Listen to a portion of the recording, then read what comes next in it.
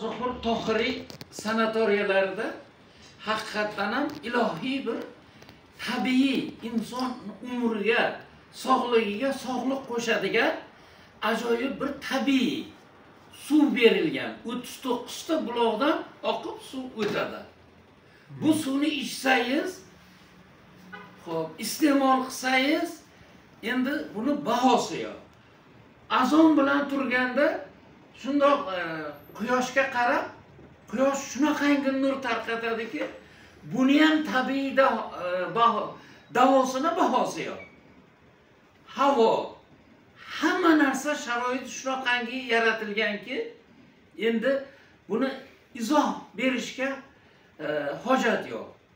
Shuning uchun mana borib o'sha yerni o'zida bundan tashqari shu ertalabdan to'g'ri yotish, to'g'ri ovqatlanish, to'g'ri mashqlarni bajarish, shu mashqlarni bajarishni o'zi men borgan paytimda 18-yilda ko'ksi arterioz komplekt operatsiya bo'lgan ayol. 500 metr yurishga qo'rqardim, nagruzka bo'ladi deb. 1,5 kilometr ertalab toqqa chiqamiz, yana 1,5 kilometr qaytib tushamiz. Xudoga shukr, hozir men har ertalab turaman, masjidga bomdod namoziga boraman, 1600 qadam. Yana 1600 qadam qaytib kelaman. Shu aytgan hamma narsalarni bajaryapman.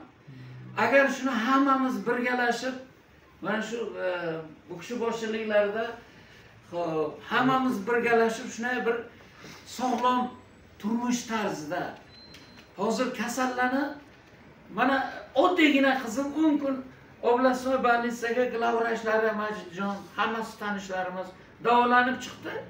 10 kunga qarab 6-7 million so'm xarajat qilindi, organizmga qancha dorilar, ximikatlarni oldi. Hozir mana endi bular ko'rib, hamma diagnozlarini, xo'p, kompyuterni tomografiya qildi, UZI qildi, rentgen qildi, shu bularni o'zini ham iqtisodiy tomondan, ham organizmga qanaqa salbiy nimasi bor. Bu kishi 5 minutga mana o'sha qo'ygan diagnozlarni qo'yib, uyda mana hozir o'sha qizim davolanib chiqqan qizimni qanaqa oshqozonida, qanaqa bo'qoq nimasida hammasini aytib berib, tabiiy davolanish metodlarini, yo'llarini ko'rsatyaptilar. Agar biz hammamiz birlashib haqiqatan ham ana shu yaxshi shu yo'lni tutsak, Alloh nasib qilsa juda katta yutuqlar bo'ladi deb o'ylayman. Rahmat.